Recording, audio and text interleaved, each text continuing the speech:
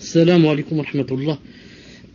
إن الحمد لله نحمده ونستعينه ونستغفره ونعوذ بالله من شرور أنفسنا وسيئات أعمالنا، من يهده الله فلا مضل له ومن يضلله فلا هادي له، وأشهد أن لا إله إلا الله وحده لا شريك له، وأشهد أن محمدا صلى الله عليه وسلم عبده ورسوله.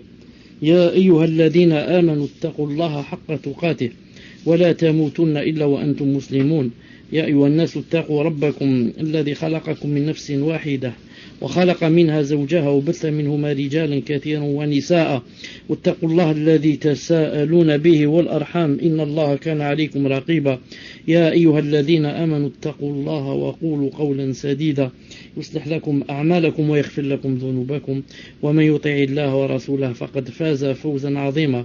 ألا إن أصدق الكلام كلام الله، وخير الهدي هدي محمد عليه الصلاة والسلام، وشر الأمور محدثاتها، وكل محدثة بدعة، وكل بدعة ضلالة، وكل ضلالة في النار. حياكم الله عز وجل. En cette soirée du samedi 1er Dhul Qa'da 1434 de l'Hégire, correspondant au 7 septembre 2013, bi'idhnillahi ta'ala. طيب, donc Inch'Allah ta'ala, nous revenons à notre Riyad Salihin, les jardins vertueux, et comme vous remarquez ici, nous sommes Inch'Allah ta'ala toujours au tome numéro 1, au cours numéro 101, donc chapitre la certitude et la confiance en Allah Azza wa Jal. Et l'imam Nawawi rahmatullah a commence tous les chapitres d'abord par les versets qui ont rapport avec le chapitre et ensuite les hadiths. Donc le chapitre c'est la certitude et la confiance en Allah Azza wa Jal. Tous les versets qui ont rapport avec la certitude et la confiance en Allah Azza wa Jal, on les a vus dans le cours qui avait rapport, c'est-à-dire dans le cours numéro 100. Aujourd'hui, Inch'Allah Ta'ala, l'auteur va parler des hadiths qui ont rapport avec al-yaqin, la certitude, et al-tawakkul, la confiance en Allah Azza wa Jal. Donc, c'est le hadith de Abdullah ibn Abbas, radiyallahu ta'ala anhuma. Je vais le lire en arabe, ensuite en français, bi'idhnillah subhanahu wa ta'ala. عن عبد الله بن عباس رضي الله تعالى عنهما قال قال رسول الله صلى الله عليه وسلم قال عرضت علي الأمم. طيب une seconde. عرضت علي الأمم. قال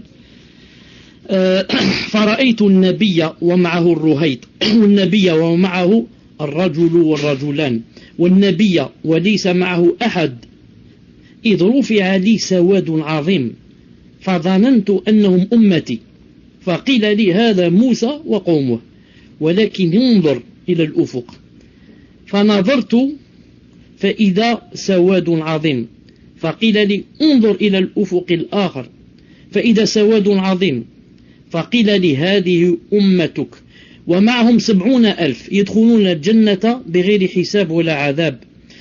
ثم نهض فدخل منزله صلى الله عليه وسلم، فخاض الناس في أولئك الذين يدخلون الجنة بغير حساب ولا عذاب، فقال بعضهم فلعلهم الذين صحبوا رسول الله صلى الله عليه وسلم، وقال بعضهم فلعلهم الذين ولدوا في الإسلام فلم يشركوا بالله شيئا، وذكروا أشياء، فخرج عليهم رسول الله صلى الله عليه وسلم فقال ما الذي تخوضون فيه؟ فأخبروه، فقال هم الذين لا يرقون ولا يسترقون ولا يتطيرون وعلى ربهم يتوكلون. فقام عكاش بن محصن فقال ادعوا الله أن يجعلني منهم، فقال عليه الصلاة والسلام أنت منهم. ثم قام رجل آخر فقال ادعوا الله أن يجعلني منهم، فقال النبي صلى الله عليه وسلم سبقك بها عكاشة. رواه البخاري ومسلم. نعم، واللفظ له هنا. طيب. Maintenant, le hadith, Inch'Allah Ta'ala, en français. Le hadith, Inch'Allah Ta'ala, en français.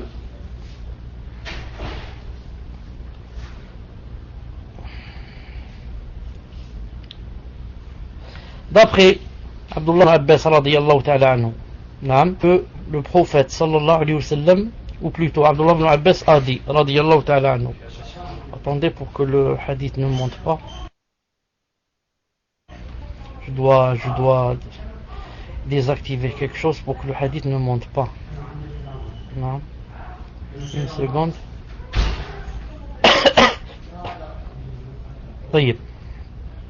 Donc, d'après le compagnon, Abdullah ibn radiyallahu ta'ala anhu, donc la fin du hadith. Comment il manque? Je vois pas. Je vous lis. Le prophète a dit, on a fait défiler devant moi. Afwan, si vous pouvez ne pas écrire, quand vous écrivez, le hadith monte et je peux pas lire. Le prophète sallallahu alayhi wa sallam a dit, on a fait défiler devant moi les nations. Je vis alors un prophète et avec lui moins de 10 adeptes, puis un prophète qui n'avait que 1 ou 2 adeptes. Enfin, je vis un prophète qui passait tout seul. Soudain, une troupe nombreuse surgit. J'avais cru qu'il s'agissait de ma nation, mais on me dit c'est Moussa et sa nation. Puis on me dit regarde plutôt à l'horizon. Je regardais et je vis une grande multitude de gens. Puis on me dit de nouveau de regarder de l'autre côté de l'horizon. Et je vis qu'une masse nombreuse barrait l'horizon. Voici ta nation, me dit-on. Et il y aura en outre 70 000 personnes qui entreront au paradis sans jugement et sans châtiment. Puis il se leva, alayhi salatu salam, et entra dans sa demeure. Alors les compagnons restés sur place se mirent à discuter à propos de ceux qui entreront au paradis sans jugement ni châtiment. Certains dirent, peut-être s'agit-il de ceux qui furent les compagnons du messager d'Allah alayhi salam dans ce monde. D'autres rétorquèrent, il s'agit plutôt de ceux qui sont nés en islam et n'ont rien associé à Allah azza wa jal. Et ils continuèrent à discuter quand le messager alayhi salam sortit de chez lui et leur dit, pour leur montrer qui sont les 70 000, il a dit, ce sont ceux qui ne demandent pas d'incantation, c'est-à-dire ruqya, ni pour eux-mêmes, ni pour les autres. Ni ils demandent qu'on leur fasse ruqya, ni ils font des ruqya aux autres. Et ce sont ceux qui ne consultent pas les augures, ne sont pas superstitieux. Et ceux qui placent leur confiance en Allah azza wa jal. Donc, ils ont trois choses. Alors, un sahabi du nom de Ukasha bin Muhsin se leva et dit, ô messager d'Allah, implore Allah pour moi, pour que je sois du nombre de ceux-ci. Alors le prophète alayhi salam lui répondit, tu en fais partie de ceux-ci. Puis un autre homme se leva et demanda à son tour la même chose. Mais le prophète alayhi salam lui répliqua, Ukasha t'a devancé en cela. Ukasha t'a devancé en cela. Il a dit que il est rapporté par Bukhari et Muslim. Taïb. Maintenant, est-ce que vous m'avez dit que pour vous il n'y avait pas la fin de hadith, n'est-ce pas? Vous pouvez écrire maintenant. Que vous m'avez dit pour vous, nous n'avons pas sur notre la fin. Non. Vous n'avez pas la fin, c'est que tout simplement parce que le programme ne peut afficher toutes ces choses-là, ne peut afficher autant de lignes, Donc ça s'est arrêté où chez vous? D'autres rétorquèrent,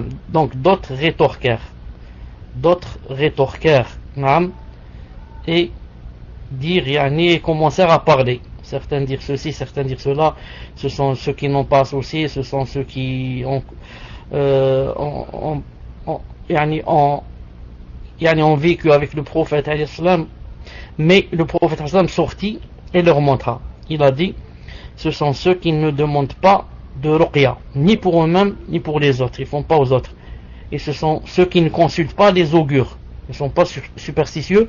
Et ce sont ceux qui placent leur totale confiance en Allah azza wa jal. Alors un sahabi se leva et dit, ô messager d'Allah, implore Allah pour que je sois au nombre de ceux-ci. Implore Allah pour que je sois au nombre de ceux-ci. Naam. le prophète lui a dit, tu fais partie de cela.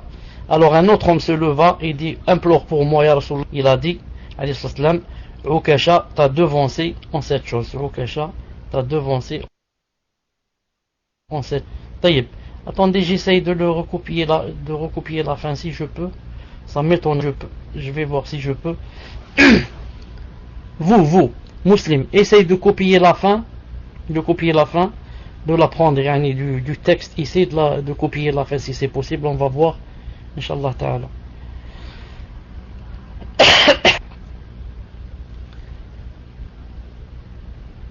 Est-ce que c'est possible? Ça m'étonnerait que le Paltalk accepte plus de 3 ou 4 lignes.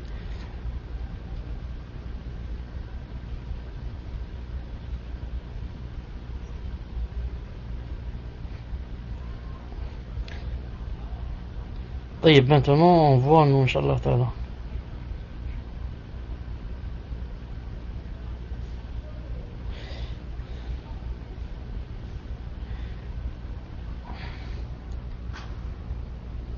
Bint Abdillah, j'ai une question.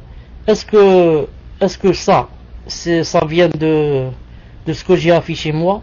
Est-ce que tu as fait un copier-coller à ce que j'ai affiché moi dans le texte? Parce que je vois que c'est pas la même chose du tout, n'est-ce pas?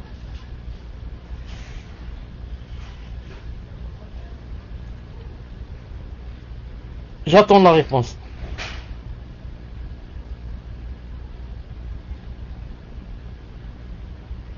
Ce n'est pas la même traduction. Voilà. Ce n'est pas la même traduction. Ma'adish. De toute façon, ici, ça n'a pas changé de sens. Sinon, des fois, quand c'est pas la même traduction, ça change de sens. Mais ici, alhamdoulilah, ça n'a pas changé de sens. Donc, les 70 000 qui vont rentrer au paradis, ce sont qui? Ma'adish. Ceux qui ne pratiquent pas l'exorcisme, ni sur eux-mêmes, ni sur les autres. Et ceux qui ne sont pas superstitieux et ceux qui mettent toute leur confiance en Allah Azza wa Jal. Taïb. On va commencer à expliquer maintenant en arabe et simultanément en français, Inch'Allah Ta'ala. Cheikh bin Uthaymin rahimahullah dit بعد ما ساق المؤلف رحمه الله الآيات ذكر هذا الحديث العظيم الذي أخبر فيه النبي صلى الله عليه وسلم أن الأمم عرضت عليه. Cheikh bin Uthaymin dit, lorsque l'imam Nawawi rahimahullah a cité les versets qui ont rapport avec la confiance et la certitude de la confiance en Allah Azza wa Jal, il a dit, maintenant il a cité ce hadith azim, ce grand hadith très important, dans lequel le prophète sallallahu alayhi wa sallam informe que les nations précédentes ont défilé devant lui. Et ça, bien sûr, ça veut dire que Allah subhanahu wa ta'ala lui a fait défiler devant ses yeux les nations précédentes. Sinon, c'est pas possible que les nations d'elles-mêmes viennent comme ça se défiler devant ses yeux. Plutôt, ça rentre dans un des miracles que Allah subhanahu wa ta'ala lui montre comme ça toutes les nations devant lui. Ensuite, il a dit, Cheikh bin Uthaymin dit, Ay uriya al-umama alayhi salam wa anbiya'ahum. C'est-à-dire que Allah Ta'ala lui a montré les nations et aussi leurs prophètes. Alors il a dit, sallallahu alayhi wa sallam, il a dit, fara'aytu an-nabiyya wa ma'ahu ar-ruhayt. Fara'aytu an-nabiyya wa ma'ahu ar-ruhayt. C'est-à-dire, je vis alors un prophète accompagné d'un petit groupe d'adeptes. Ruhayt, ça veut dire, ça dépasse pas les 10. Un petit groupe d'adeptes. Ensuite il a dit, le cheikh dit, et c'est-à-dire entre 3 et 10. Quand il a dit Ruhayt ici en arabe, il a dit j'ai vu un nabi, j'ai vu le prophète accompagné de Ruhayt. Ruhayt, c'est-à-dire un petit groupe spécialement entre 3 et 10. Ensuite il a dit wa ra'aytu an-nabiyya wa ma'ahu ar-rajulu war-rajulan. Wa ra'aytu an-nabiyya wa ma'ahu ar-rajula war-rajulain. Et je vis aussi un prophète accompagné d'un ou de 2 adeptes, c'est tout. D'un ou de 2 adeptes, c'est tout. Et ensuite j'ai vu قال والنبي رأيت النبي وليس معه أحد. رأيت النبي وليس معه أحد. Et j'ai vu un prophète esselé. Quand il dit ici le, c'est pas quelqu'un le qu'il montre là-bas, mais il veut dire des prophètes. Il a vu quelques prophètes esselés qui sont venus tout seuls. Le cheikh dit rahimahullah, أي أن الأنبياء عليهم الصلاة والسلام ليسوا كلهم قد أطاعهم قومهم. Il a dit, donc c'est une preuve que les messagers, pas tous les messagers, on leur a obéi. Pas tous les messagers, leurs prophètes leur ont obéi. Donc, Inch'Allah Ta'ala, vous me prêtez bien attention, vous suivez bien, vous écoutez bien, et vous, en même temps, vous écrivez là où je dis quelque chose qui vous fait un problème dans votre tête, ou bien une contradiction pour vous. Là, vous l'écrivez comme ça, ça viendra dans les questions, Inch'Allah Ta'ala. Le cheikh a dit, donc, c'est une preuve que certains messagers, leur peuple et leur nation ne leur a pas obéi. بل بعضهم لم يطيعه أحد من قومه. Plutôt, il a dit le cheikh, il y a certains messagers qui aucune personne ne l'a suivi ni ne lui a obéi parmi son peuple. Subhanallah al-Azim, aucune personne. وبعضهم أطاعهم مرات. Et certains leur ont obéi 2 ou 3, ou alors 5 ou 6 ou 7, et d'autres une seule personne ou 2. وانظر إلى نوح عليه السلام. Le cheikh dit, et médite sur le cas de Noé عليه الصلاة والسلام. فقد مكث في قومه 1000 سنة إلا 50 عاما يذكرهم الله عز وجل ويدعوهم الله. Il est resté parmi son peuple, combien? Il a dit, فمكث في قومه 1000 سنة, 1000 ans sauf 50, c'est-à-dire 950 années, en train de leur faire le rappel et en train de leur faire la da'wa. Comme a dit Allah subhanahu wa ta'ala dans le verset qu'on va citer ici, il a dit وَلَقَدْ أَرْسَلْنَا نُوحًا إِلَى قَوْمِهِ فَلَبِثَ فِيهِمْ 1000 سَنَةٍ إِلَّا 50 عاما فَأَخَذَهُمْ الطُّوفَانُ وَهُمْ ظَالِمُونَ. Et en effet, nous avons envoyé Noé vers son peuple. Il demeure parmi eux 1000 ans au moins. 1000 ans, moins 50 années, c'est-à-dire 950. Puis le déluge les emporta alors qu'ils étaient injustes. Certains savants ont dit 950 années, ce n'est pas sûr à 100% que c'est toute la vie qu'a passé Nuh à peuple. Mais certains ont dit 950 années seulement de da'wa. Mais Allah n'a pas cité combien qu'il est resté avant de commencer la da'wa, et après avoir fini sa da'wa, il est mort. Et peut-être qu'il est resté encore quelques années. Ils ont dit, c'est pas, il n'y a pas quelque chose de très clair comme ça. C'est pour ça qu'on peut dire que peut-être il est resté 950 années seulement dans la da'wa, seulement à leur faire la da'wa. ومع ذلك, et malgré cela, Allah subhanahu wa ta'ala a dit, qu'est-ce qu'il a dit dans le Coran? وما آمن معه إلا قليل. Il a dit, وما آمن معه قليل. Or, ceux qui avaient cru avec lui étaient peu nombreux. Imaginez quelqu'un qui fait la da'wa 950 années et ceux qui le suivent sont vraiment peu. Et pas la peine de vous dire que Nuh alayhi salam a fait la da'wa, comme il a cité dans un autre verset, jours et nuits, dans le secret et comme ça devant tout le monde, en cachette et devant tout le monde. Au point où certains savants ont dit que il s'appelle Nuh à cause du verbe nahaya nuhu, c'est-à-dire tellement il a pleuré et il s'est fait, comme on dit, du mauvais sang et du chagrin à cause de son peuple qui, lui, il fait du da'wa du matin la da'wa du matin au soir, et personne n'embrasse l'islam avec lui. J'ai dit l'islam car quand vous messagers sont venus avec l'islam, qui veut dire la soumission à Allah subhanahu wa ta'ala.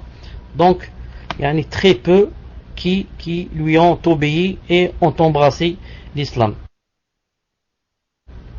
Ensuite le cheikh dit كل هذه المدة ولم يلقى منهم قبولا. Il a dit toute cette période, 950 années de da'wa et il n'a pas trouvé de leur part une acceptation. Pire encore, non seulement durant toute cette durée il n'y a pas eu d'acceptation de leur part, pire encore, il n'a pas été préservé de leur mal. Ils lui ont fait du mal et du tort. Comme a dit Nuh alayhi salam, et Allah subhanahu wa ta'ala a cité ça de lui dans le Coran, il a dit وَإِنِّي كُلَّمَا دَعَوْتُهُمْ لِتَغْفِرَ لَهُمْ جَعَلُوا أَصَابِعَهُمْ فِي آذَانِهِمْ وَاسْتَغْشَوْا ثِيَابَهُمْ وَأَصَرُّوا وَاسْتَكْبَرُوا اسْتِكْبَارًا. Et à chaque fois que je les ai appelés pour que tu leur pardonnes, c'est-à-dire l'islam, ils ont mis leurs doigts dans leurs oreilles et se sont enveloppés de leurs vêtements et se sont entêtés et se sont montrés extrêmement orgueilleux. Allahu Akbar. Imaginez, tu fais la da'wa à quelqu'un pour qu'il aille au paradis, pour que Allah lui pardonne, pour qu'il vive éternellement d'une façon, il n'y a pas plus heureux que cela. Il n'y a pas plus heureux, pour qu'il vive dans les délices. Et avant cela, pour que Allah Ta'ala le préserve de l'enfer. C'est pas seulement aller au paradis, mais avant cela, être préservé de l'enfer. Comme a dit Allah Ta'ala, فَمَنْ زُحْزِحَ عَنِ النَّارِ أُدْخِلَ الْجَنَّةَ فَقَدْ فَازَ. Allah Ta'ala dit, celui qui sera préservé de l'enfer et rentrera au paradis, aura quoi? Aura réussi. Donc il y a deux choses. C'est pas seulement tu rentres au paradis, mais avant cela, ce qui est plus important, c'est que tu es préservé de l'enfer. Et tu rentres au paradis, et subhanallah l'adem, qu'est-ce qu'ils font eux? Non seulement ils n'acceptent pas, mais ils mettent leurs doigts dans leurs oreilles. Imaginez, quand tu parles avec quelqu'un, tu parles avec ton frère, tu parles avec ta soeur, tu parles avec ton père, avec ta mère, il met quoi? Il met ses mains dans tes oreilles, il dit j'aime pas que tu me parles, j'accepte pas. Ou bien il commence même à chanter. Je veux. Subhanallah l'adem. Et en plus de cela, ils mettent quoi? Ils s'enveloppent de quoi? De leurs habits. Ils prennent comme ça ces habits, ils les mettent sur leur tête. On ne veut pas te voir, on ne veut pas t'écouter. Subhanallah l'adem. Ils se sont entêtés et se sont montrés orgueilleux. Le cheikh dit, en plus de cela, et en plus de cela, quand il passait auprès de lui, qu'est-ce qu'il faisait? Il se moquait de lui. Il se moquait de lui. Comme lorsque Nuh alayhi salam a commencé à quoi?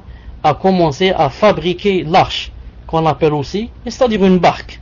Que Allah subhanahu wa ta'ala a cité, il a dit وَيَصْنَعُ الْفُلْكَ وَكُلَّمَا مَرَّ عَلَيْهِ مَلَأٌ مِّنْ قَوْمِهِ سَخِرُوا مِنْهُ قَالَ إِنْ تَسْخَرُوا مِنَّا فَإِنَّا نَسْخَرُ مِنْكُمْ كَمَا تَسْخَرُونَ. Donc quand il a commencé à construire la barque, quand il passait devant lui, qu'est-ce qu'il faisait? Il riait de lui et se moquait de lui. Il riait de lui et se moquait de lui. Et il construisait l'arche, et à chaque fois que des notables de son peuple passaient près de lui, il se moquait de lui. Alors il a dit, si vous vous moquez de nous, bien nous nous moquerons de vous comme vous vous moquerez de nous. Donc pourquoi eux ils se moquaient de lui et riaient de lui? Pourquoi? Parce que lui, quand il a commencé à construire la barque, c'était où? C'était dans un désert. Pas de son. Taïb. Est-ce que vous m'entendez pas? Alhamdulillah. Donc tout faire, c'est toi, Inch'Allah Ta'ala, à la mouchkila. Quand il a commencé à construire la barque, ils se sont étonnés. Pourquoi ils riaient de lui? Ils se moquaient. Il n'y avait pas de mer. Or, la barque, elle est construite et on l'a construite pour qu'elle vogue sur mer. Elle ne marche pas dans le désert. Donc, lui, il ne peut pas leur dire que voilà pourquoi je construis la barque. Il va y avoir quelque chose qui va venir qu'on appelle, maintenant j'ai oublié comment on appelle ça en français, je crois le déluge. Il y a le déluge qui va venir. Tout devenir ici, eau et mer. Mais bien sûr, ils ne vont pas le croire. Et même quand il leur a dit ça, ils ne l'ont pas cru. Donc, ils se moquent et ils rient. Mais, l'essentiel ici, qu'est-ce qu'il leur a dit? Il leur a dit, si vous vous moquez de nous, eh bien nous nous moquerons de vous. Nous nous moquerons de vous. On va se moquer de vous deux fois. La première fois, quand vous allez vous noyer, et la deuxième fois, nous aussi, on va vous moquer, ou plutôt on va rire de vous, Yawm al-Qiyamah. Donc il y a deux choses. Non, on va rire de vous deux fois. La première, quand vous allez vous noyer, et la deuxième, Yawm al-Qiyamah. Et d'ailleurs, Allah subhanahu wa ta'ala a cité cela dans le Coran, il a dit, non, Inna alladhina ajramu kanu min alladhina amanu yadhakun. Wa idha marru bihim yataghamazun. Ici, il manque le ya. Je vois, il manque le ya, yadhakun. Wa idha marru bihim yataghamazun. Wa idha him inqalabu fakihin. وإذا رأوهم قالوا إن هؤلاء وما أرسلوا عليهم حافظين. الله تعالى دي فاليوم الذين آمنوا من الكفار يضحكون على الأرائك ينظرون هل ثوب الكفار ما كانوا يفعلون. Donc les criminels riaient de ceux qui croyaient. Premièrement, ils riaient. Deuxièmement, passant près d'eux, ils se faisaient des œillades. Troisièmement, retournant chez eux dans leur famille, ils retournaient en plaisantant et en se moquant d'eux, bien sûr, en disant les fous, les égarés, etc. Quatrièmement, quand ils les voyaient, ils disaient, ce sont vraiment ceux-là des égarés. Or, ils n'ont pas été envoyés pour être leurs gardiens. Allah Ta'ala dit, aujourd'hui donc, ce sont ceux qui ont cru, qui rient des infidèles. Sur des divans, ils regardent et, conclusion, est-ce que les infidèles la récompense de faisaient? Donc vous avez, il a dit, l'essentiel ici c'est quoi? Les criminels riaient de ceux qui croyaient. Et conclusion, aujourd'hui ce sont ceux qui ont cru qui rient des infidèles. Donc toi, il ne faut pas t'étonner quand les kuffars rient de toi. Rient de ta barbe et de ton qamis. Naam. Et toi, Orti, ne t'étonne pas quand ils rient de ton djilbab et ton niqab. Naam, faut pas t'étonner, au contraire.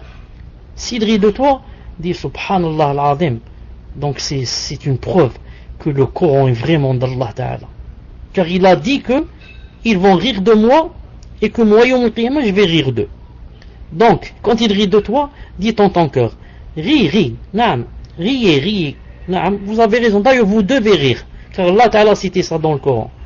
Et, subhanallah al-azim, ça se voit que je suis sur le chemin des prophètes.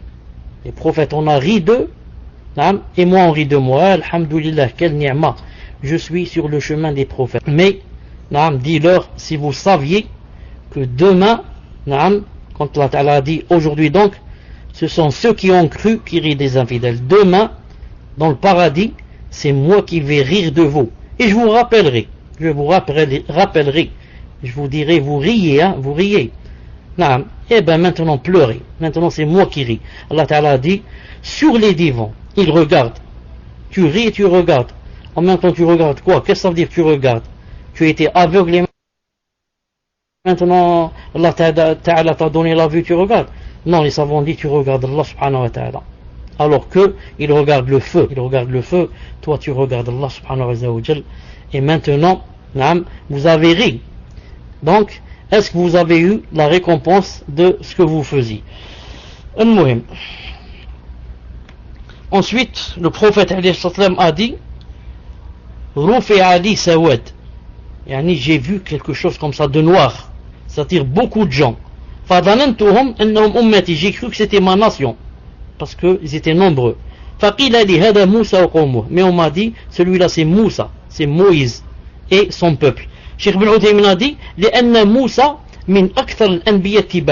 parce que Moussa alayhi salam, parmi les prophètes, c'est celui qui, parmi les prophètes, a été beaucoup suivi. Bien sûr, pas comme notre prophète, mais parmi les autres, c'est lui qui a été le plus suivi.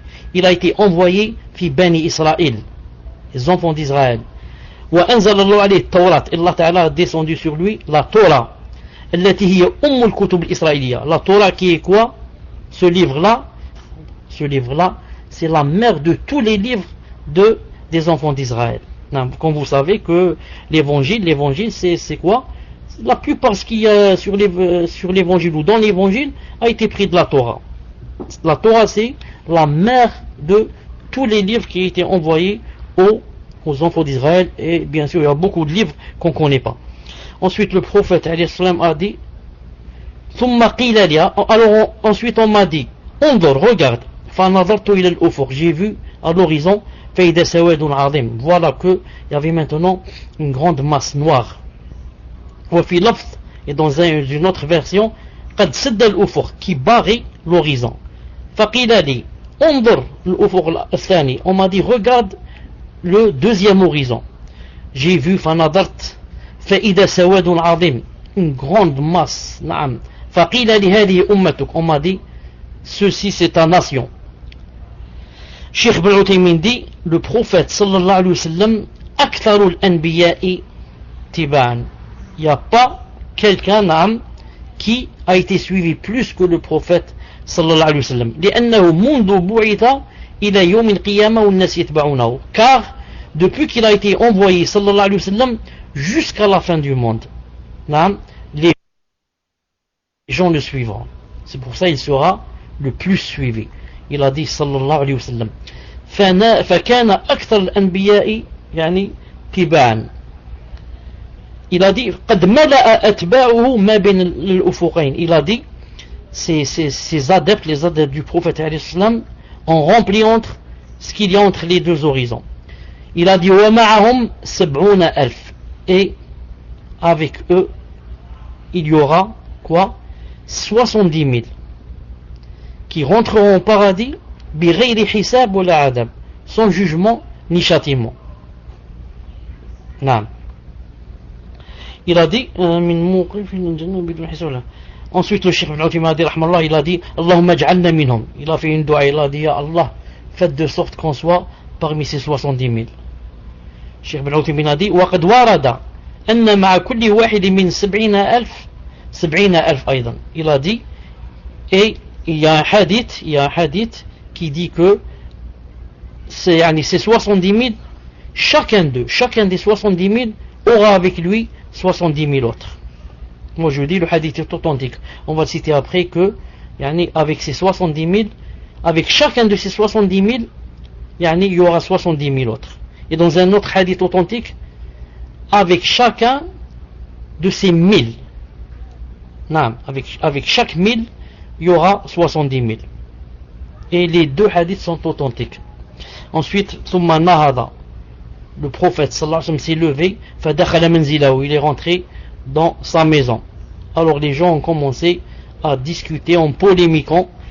Certains ont dit, ils ont dit comme ça dans leur cœur, puisqu'il nous a pas expliqué c'est qu'il est 70 000. Alors ils ont commencé, chacun il donne son avis. Certains ont dit لعلهم الذين صحبوا رسول الله صلى الله عليه وسلم, ce sont peut-être, ils ont dit, ce sont ceux qui ont ceux qui ont été avec le prophète sallallahu alayhi wa sallam dans ce monde, c'est-à-dire les sahaba. Et d'autres ont dit لعلهم الذين ولدوا في الإسلام, peut-être ce sont ceux qui sont nés en islam, et n'ont pas associé Allah Azza wa Jal, ne lui ont rien associé. Il a ouvert ses yeux, il a trouvé ses parents musulmans, et lui s'est trouvé en islam. Ils ont dit peut-être ceux-là. Ils ont dit pas comme nous. Nous, on a adoré les idoles, etc. Ensuite, on a embrassé l'islam. Le cheikh dit وَكُلٌّ أَتَى بِمَا يَظُنُّ, et chacun donnait la vie qu'il croyait. فخرج عليهم النبي صلى الله عليه وسلم. Ensuite le prophète est sorti de sa maison. فسألهم عما يخوضون فيه. Il a dit de quoi vous parliez, ou bien de quoi vous êtes en train de parler. فأخبروه, ils lui ont dit on est en train de parler des 70 000 que tu as cités, que tu as dit ils vont rentrer au paradis sans jugement ni compte ni châtiment. On parlait de chacun donner son avis. Ici le prophète sallallahu alayhi wa sallam, quand il a dit de qui vous parliez, c'est une preuve que quoi? C'est une preuve que le prophète sallallahu alayhi wa sallam ne connaît pas l'invisible. S'il connaissait l'invisible, il sortirait directement sans poser cette question. Mais leur demandant de quoi vous parliez, c'est une preuve que le prophète sallallahu alayhi wa sallam, il peut être à 2 ou 3 mètres loin de toi dans sa maison et il ne sait pas ce que tu as dit. Al-Muhim, il leur a répondu, il leur a dit hum alladhina la yarqun, ce sont ceux qui ne font pas de ruqya aux autres.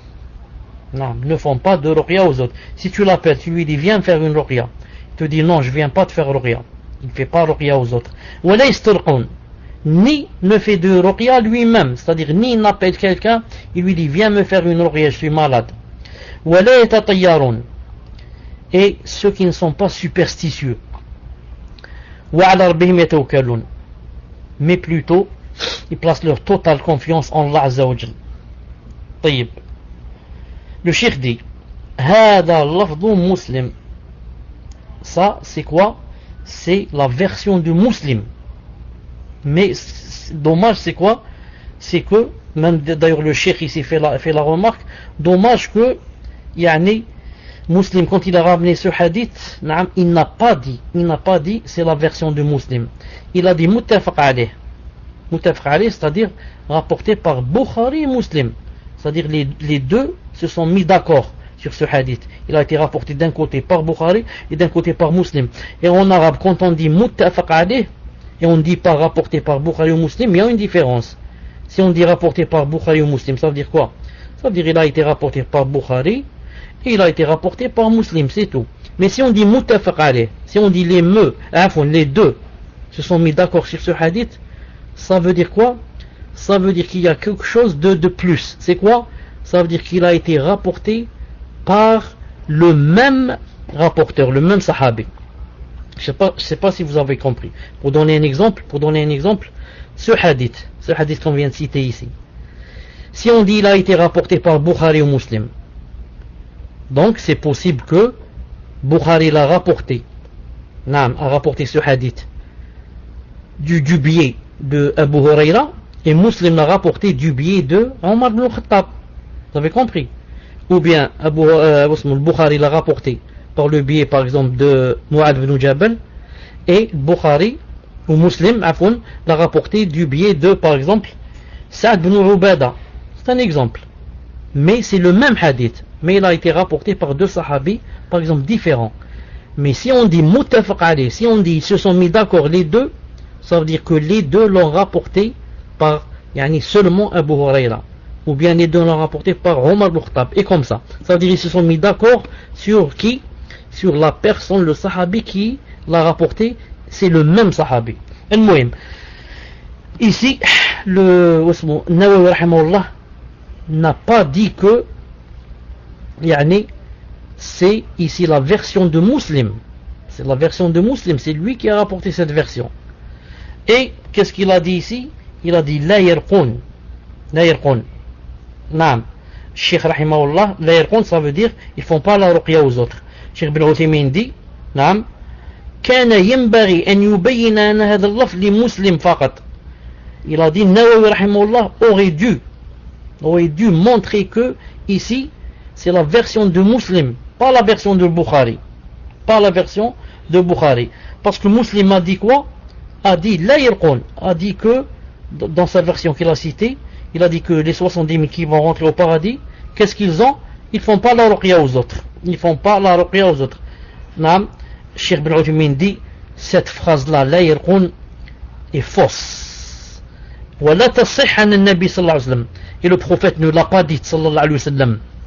Naam, il a dit لأن معنى لا يرقون, car si tu dis ils font pas la ruqya, ça veut dire donc qu'ils vont pas lire, ils lisent pas sur le malade. Quand un malade leur dit venez faire ruqya, il dit non, on fait pas, ils lisent pas. Il a dit وهذا باطل, et ça c'est faux. فإن الرسول صلى الله عليه وسلم كان يرقي المرضى, le prophète alayhi salam faisait ruqya aux gens.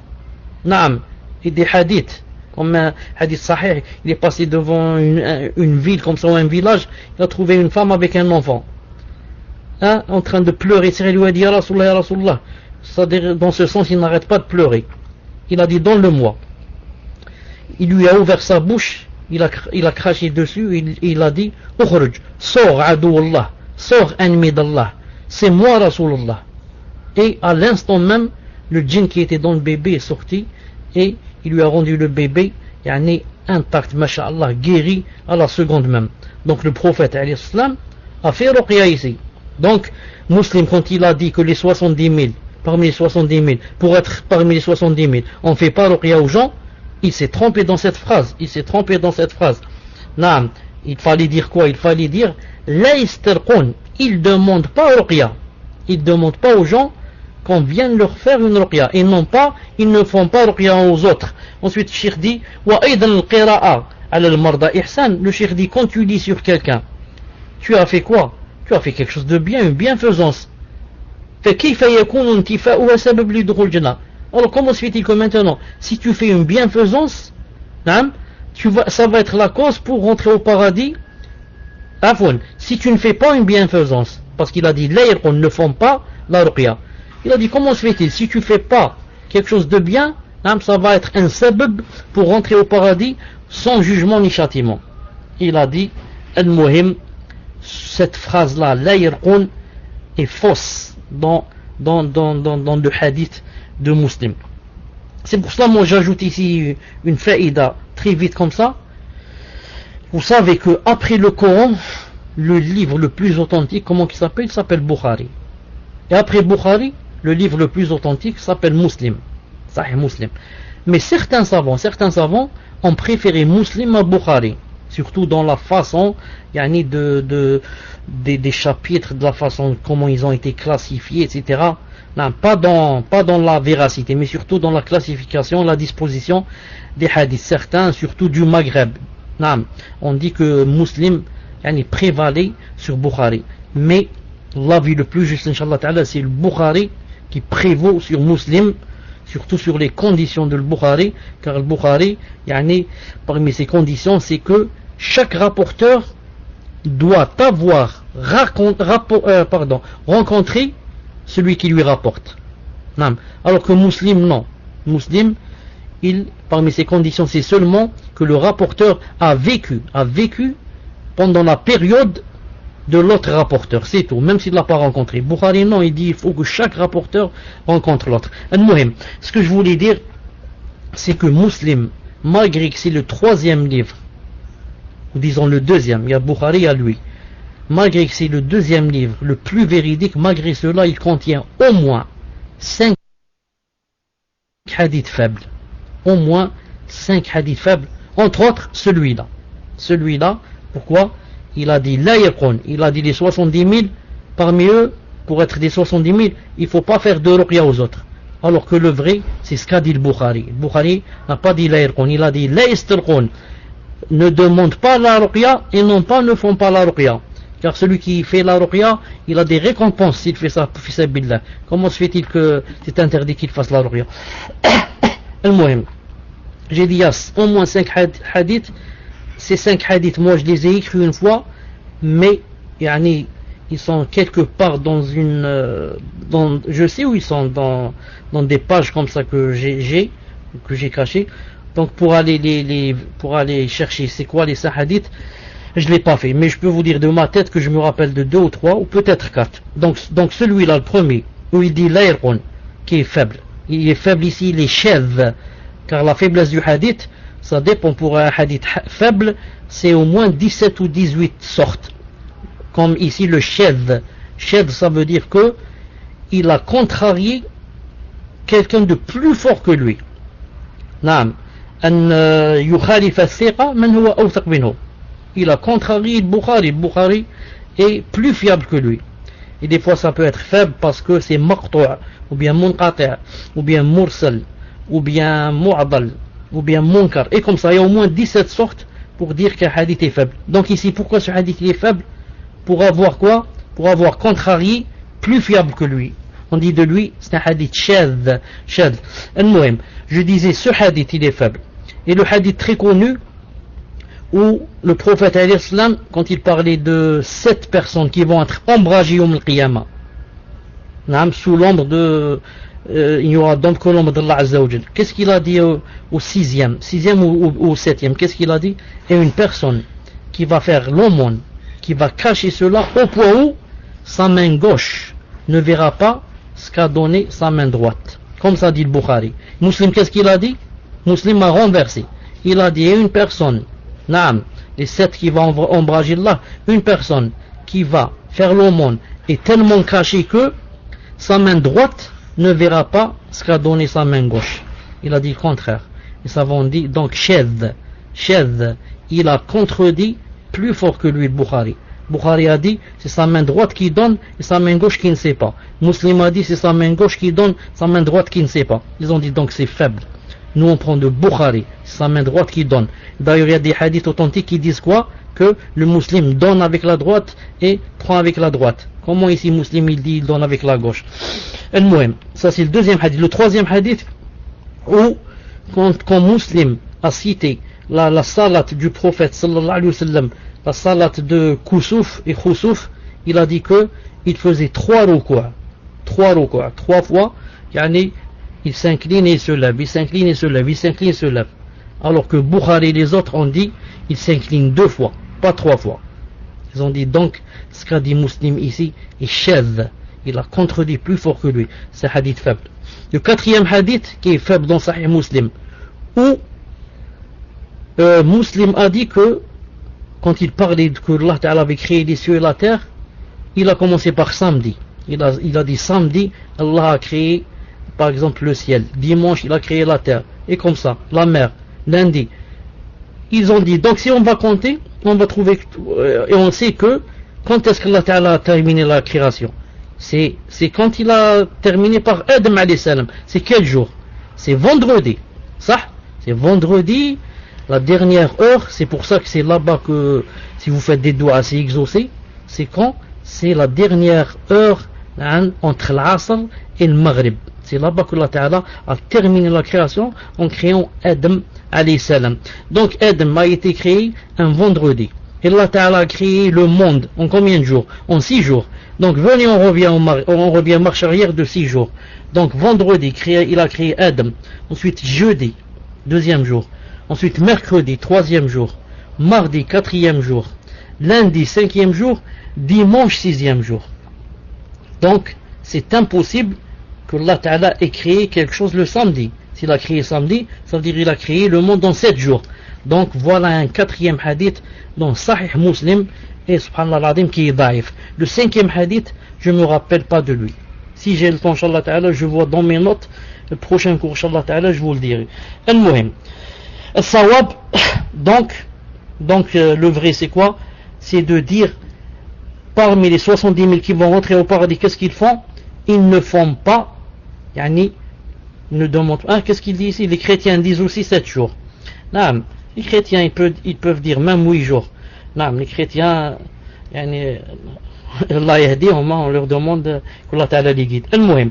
Sawab, donc le vrai c'est quoi? C'est de dire laïstarqun, de dire qu'ils ne demandent pas la ruqya et non pas de dire qu'ils font pas la ruqya aux autres. Non. Donc pourquoi ils demandent pas la ruqya? Le cheikh dit لأنهم معتمدون على الله, car yani, leur cœur est attaché subhanahu wa ta'ala à Allah subhanahu wa ta'ala. Naam. Ils ont la confiance totale en Allah subhanahu wa ta'ala. Ils disent c'est lui qui me guérit. Le cheikh dit وَلِأَنَّ الطَّلَبْ, car le fait de demander à quelqu'un de te faire la ruqya, ça contient quoi aussi? Ça contient dhul, ça contient l'humiliation. Tu t'avilis, hein? Et tu te fais petit devant la personne et tu lui demandes ya akhi, si tu veux me faire ruqya, jazakallah khair, je suis malade, et presque tu as envie de pleurer pour lui montrer pour qu'elle te fasse ruqya. Tu vois, donc ça comporte le dhul, l'avilissement de la personne. Ensuite ça comporte aussi quoi? Ça comporte su'al al-ghayr, ça comporte aussi que tu demandes à quelque chose quelqu'un. Alors que les sahaba, qu'est-ce qu'ils ont fait? Ils ont fait l'allégeance au prophète alayhi salam. Il leur a dit que vous ne demandiez rien aux gens. Venez faire l'allégeance, que vous n'allez pas associer Allah, que vous n'allez pas faire la zina, que vous n'allez pas voler, et que vous ne demandiez rien aux gens. Et toi ici, ici, tu vas demander à quelque chose, yani aux gens. Tu vas leur demander quelque chose. Et ensuite, en demandant aussi, à part que tu as contredit le hadith qui dit on ne demande pas, et tu t'es avili, ensuite, ربما تحرجه, peut-être qu'en demandant à la personne, tu vas la mettre dans l'embarras. Peut-être que la personne ne voulait pas lire, et maintenant tu l'as mise dans l'embarras, elle a honte de toi, elle te dit bon d'accord, mais dans son cœur elle dit moi je voulais pas, ou j'aime pas, ou ceci ou cela. Al-Muhim, tu as mis la personne dans l'embarras, et en plus de cela, le cheikh dit وَرُبَّمَا إِذَا قَرَأَ عَلَيْكَ لَا يَبْرَأُ الْمَرَض فَتَتَّهِمَهُ. Et peut-être ensuite que lorsque la personne va te faire ruqya et lire sur toi, et si jamais tu guéris pas, ou le djinn ne sort pas, alors tu vas quoi? Tu vas accuser la personne dans ton cœur, bien sûr. Tu vas dire celle-là, c'est pas une bonne personne. Celle-là, sa foi est faible. La preuve, elle m'a lu le Coran et j'ai pas guéri. Subhanallah al-Azim. Naam. Et on peut même accuser la personne d'autre chose, comme dit Cheikh ici ibn Uthaymin rahimahullah. Donc le vrai qu'on devrait prendre du hadith, ce sont quoi? Les 70 000, ce sont ceux qui la yastarqun, qualité ils ont, la yastarqun wa la yatatayyarun wa la yaktawun wa ala rabbihim yatawakkalun. Voilà ce qu'ils doivent avoir. Ce sont ceux qui, ne demandent pas la ruqya. Ne demandent pas la ruqya. Pour eux-mêmes, ils disent pas viens me faire ruqya. 2. Ne consultent pas les augures. Ne sont pas superstitieux. 3. Ne pratiquent pas la cautérisation. Ne se brûlent pas avec des pointes de feu. 4. Ils placent leur totale confiance en Allah Azza wa Jal. C'est le hadith de Bukhari 5705. Contrairement à un musulman qui a dit quoi? Qui a dit ni ils demandent ruqya, ni ils font ruqya. Cette phrase, ils font ruqya, elle est faible. Même si elle est dans Muslim, rahimahullah. طيب, on continue. Il a dit ici, في من ذل أن سؤال الغير فربما تحرجه. نعم. ولا يقرأ عليك. طيب. Ensuite, donc la première chose c'est quoi? Ils ne demandent pas qu'on leur fasse une ruqya. La deuxième des choses c'est quoi? Il a dit ici, il a commencé par walayktaoun. Il a commencé par il ne pratique pas, c'est pas les autres, mais il a dit il ne pratique pas la cautérisation, c'est-à-dire ne se brûle pas avec des pointes de fer. Ne se brûle pas avec des pointes de fer. Il a dit pourquoi? Parce que le fait de se brûler avec une pointe de fer, de se brûler ou bien de se faire brûler. Des fois on a comme un bouton comme ça ou bien une plaie qui veut pas se fermer. Il y a toujours le sang qui coule ou bien le pu par exemple. Des fois tu vas chez quelqu'un, il te brûle avec quelque chose, une pointe de fer par exemple. Le hadith a dit si tu veux faire partie des 70 000, il faut pas te brûler. Pourquoi? Parce qu'un hadith authentique, un autre, qu'est-ce qu'il dit? La yu'adhibu bin nar illa rabbun nar. Ne châtie avec le feu que le Seigneur du feu. Le Seigneur du feu, c'est Allah subhanahu wa ta'ala. Et toi là, tu es en train de te torturer avec ce feu, car ça te fait mal, ça te brûle, etc. Alors que ne torture avec le feu que le Seigneur du feu. Hadith sahih. Bien sûr, on va voir que c'est permis de faire quoi? C'est permis de se brûler dans le besoin. C'est permis de se brûler dans le besoin. On va le voir après, Inch'Allah ta'ala. Troisièmement, la yatatayyarun. Ne consulte pas les augures. Ne sont pas superstitieux. Le cheikh dit, ni en voyant quelque chose, ni en entendant quelque chose, ni en sentant quelque chose, ni en goûtant quelque chose. La yatatayyarun abadan. Ne sont jamais superstitieux. Naam. Car autrefois les Arabes, dans la période anti-islamique, ils étaient très superstitieux. En arabe on dit tayyara et on dit aussi tayra, mais c'est plus qu'on est tayyara, la superstition. Ça vient de quel mot en arabe? Ça vient du mot tayr. Tayr c'est quoi? C'est celui qui vole. Le pigeon c'est un tayr, le corbeau c'est un tayr, tout ce qui vole c'est un tayr. Pourquoi donc la superstition vient du mot tayr, vient du mot celui qui vole? Pourquoi? Non, parce que les Arabes autrefois, quand ils avaient par exemple un projet, ils ne savaient pas le projet, est-ce que ça va marcher ou ça va pas marcher. Nous, quand on ne sait pas si ça va marcher ou ça va pas marcher, qu'est-ce qu'on fait? On fait une salade qui s'appelle istikhara. Subhanallah al-Azim. La prière de la consultation. Tu demandes à Allah subhanahu wa ta'ala de te choisir et tu dis dans la dua que Allah c'est toi qui connais l'invisible et moi je connais pas. Subhanallah al-Azim. Les Arabes non, c'était des juhal, des ignorants. Qu'est-ce qu'ils prennent? Qu'est-ce qu'ils font? Ils vont prendre par exemple un pigeon ou bien un corbeau, mais disons le pigeon parce que c'est plus facile à avoir un pigeon. Et ils vont comme ça dans un endroit, par exemple dans la rue, et ils mettent le pigeon comme ça, ils l'ont entre les mains et ils le jettent comme ça vers le haut ou bien vers l'avant. Et ils disent, auparavant ils disent, s'il va à droite, notre projet va marcher. S'il va à gauche, ça veut dire que le projet ne va pas marcher. S'il va en haut, peut-être qu'il va commencer à marcher, ensuite ça ne marche pas. S'il va en bas, et comme ça ils inventent des choses. Et s'il va vers devant, ça veut dire telle chose. S'il va vers l'arrière, ça veut dire telle chose. Subhanallah al-Azim. Alors que le pigeon, vous savez, quand vous le jetez, pour qu'il vole, c'est, il va pas se dire à droite c'est ceci ou cela. Il voit la direction qui le convient, il la prend, c'est tout. Mais les Arabes, non. Ils étaient connus pour être superstitieux. S'il va à gauche, c'est dangereux. S'il va à droite, masha'Allah. Donc le projet va marcher. Subhanallah al-Azim. Ça rentre dans la superstition. طيب. Cheikh il dit ولا يجوز لأحد et il n'est permis à personne أن يتطير qu'il rentre dans la superstition. لا بالطيور que ça soit par les oiseaux ولا بالأيام ou alors que ça soit par les jours. Certains disent si c'est lundi le projet marche. Si tu fais un projet un mercredi ça marche pas par exemple. ولا بشهور ni par les mois. Voilà غيرها. Et auparavant, Cheikh avait dit, ni parce que tu vois. Parce que certaines personnes, il va sortir par exemple, dans la rue, il rencontre quelqu'un. Il dit, bon, puisque j'ai rencontré celui-là, ça veut dire qu'aujourd'hui, ça va être un mauvais jour pour moi, ou peut-être je vais faire un accident de voiture. Et, subhanallah al-Azim, il ne monte pas dans la voiture, il dit, aujourd'hui je ne vais pas travailler, car j'ai rencontré X. S'il dit comme ça, il a fait du shirk, a'udhu billah.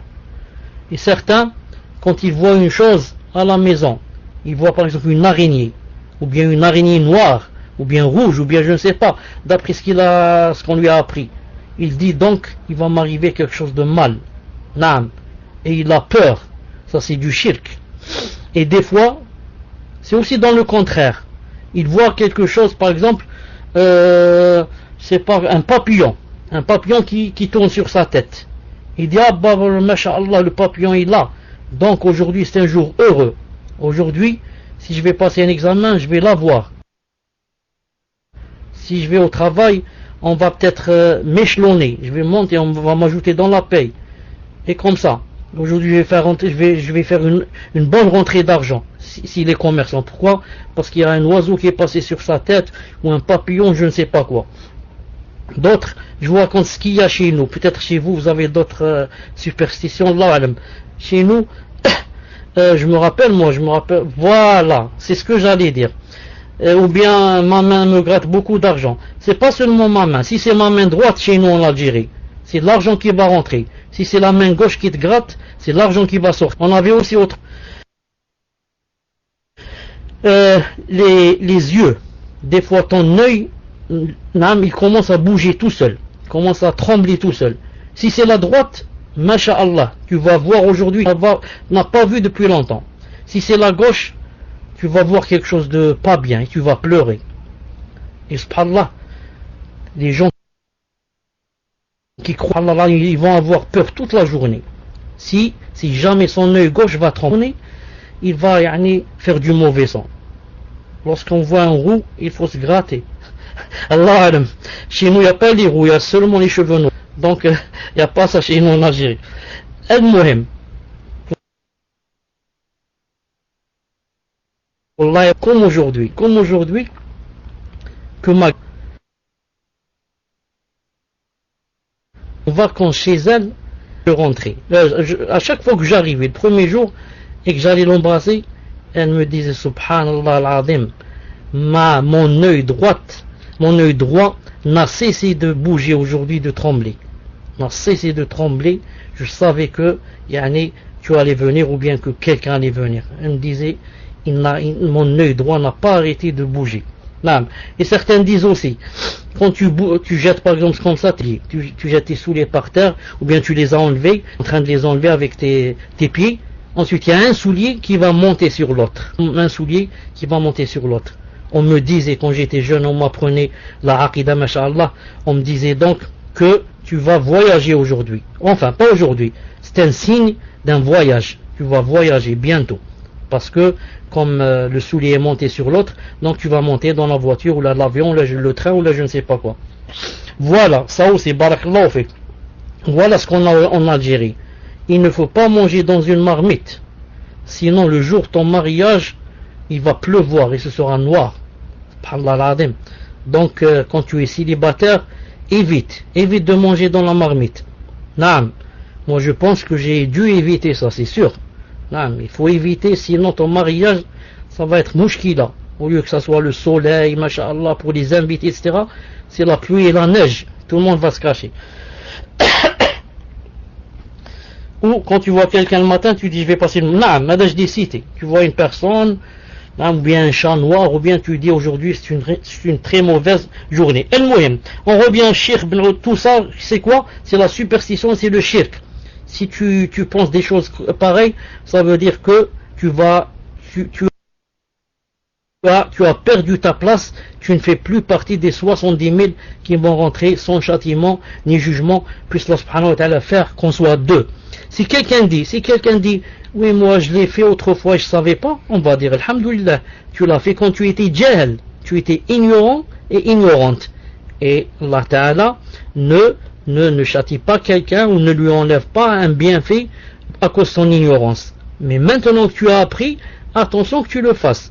Maintenant que tu as appris, tu as fait le tawbah, tu es sur la droiture, alhamdoulilah, tu as tout effacé. Tu as tout effacé ce que tu as fait dans le passé. Est-ce que ta grand-mère et ma grand-mère, Allah yarhamhum, nous ont appris? Et Allah Ta'ala, puisse Allah Ta'ala leur pardonner. Elle croyait qu'elle faisait du bien, elle t'a appris, masha'Allah, l'aqidah tahawiyya. C'est ça l'aqidah tahawiyya de notre grand-mère.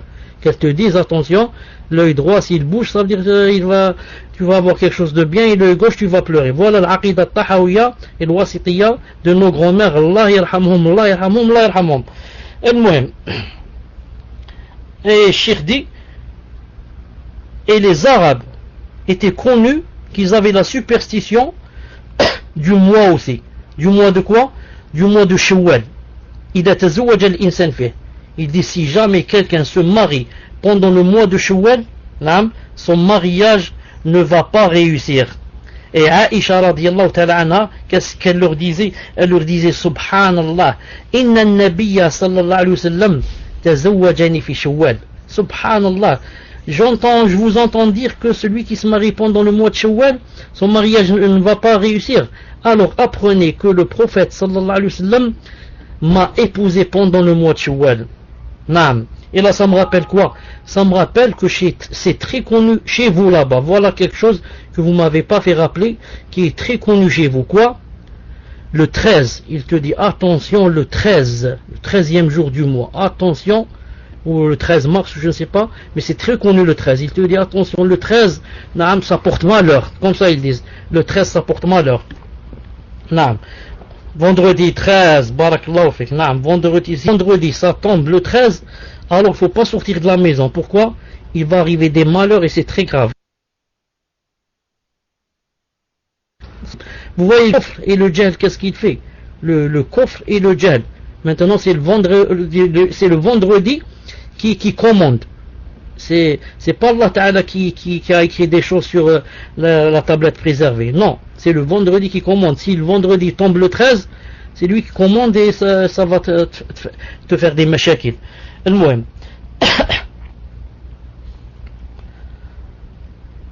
Maintenant ça a changé, ça porte bonheur le 13. Wallahu a'lam. Je sais pas ça.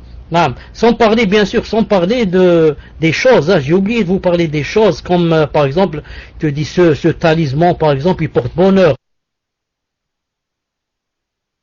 Bonheur, ce porte-clés, si tu l'achètes, il porte bonheur. Ou bien le contraire.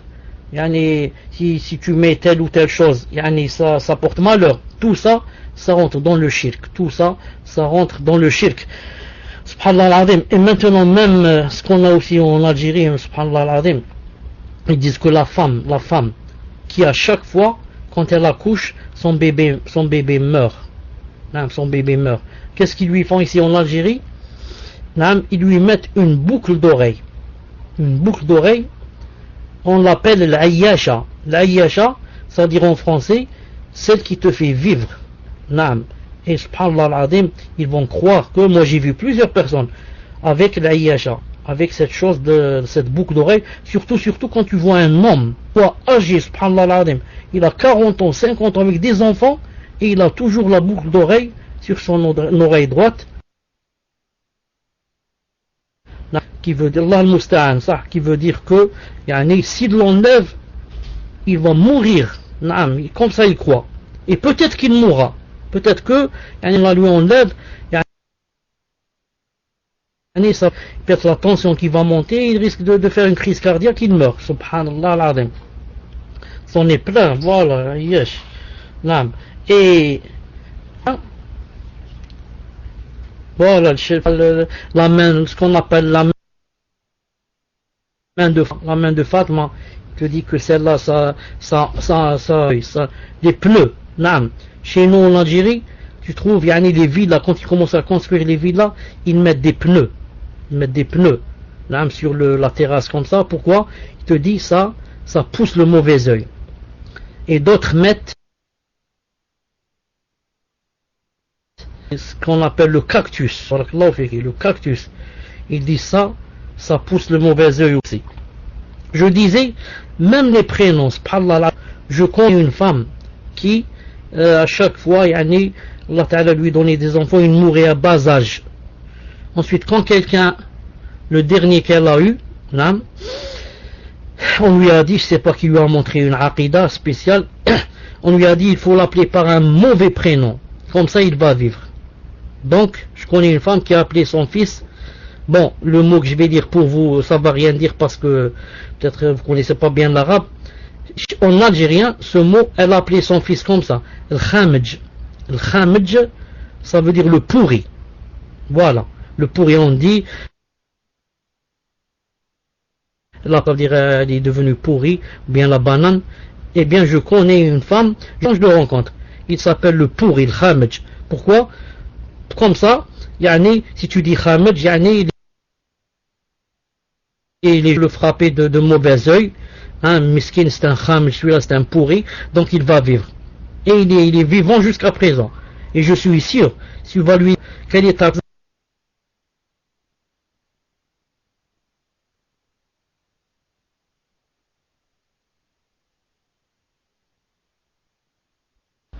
Voilà, je suis sûr que si tu lui dis qu'il m'entendait pas. Maintenant, vous... je disais jusqu'à présent, ses enfants, lui aussi, et des enfants, j'ai pas demandé comment s'appellent ses enfants, sûrement qu'ils doivent s'appeler le moisi peut-être, le moisi, c'est pas seulement le pourri, peut-être ses enfants s'appellent le moisi. Donc ça c'est quoi? C'est la superstition, a'udhu billah. Et à la fin il a dit, وَعَلَى رَبِّهِمْ يَتَوَكَّلُونَ وَعَلَى رَبِّهِمْ يَتَوَكَّلُونَ, c'est-à-dire que ils placent leur totale confiance en Allah Azza wa Jal. Ils placent leur totale confiance en Allah Azza wa Jal. Comme il a dit dans le Coran, subhanahu Azza wa Jal, il a dit وَمَنْ يَتَوَكَّلْ عَلَى اللَّهِ فَهُوَ حَسْبُهُ. Et quiconque place sa confiance en Allah Azza wa Jal, Allah lui suffit. Et quiconque place sa confiance en Allah Azza wa Jal, Allah lui suffit. Dites-moi si vous êtes, si vous m'écoutez, si vous voyez ce que j'écris.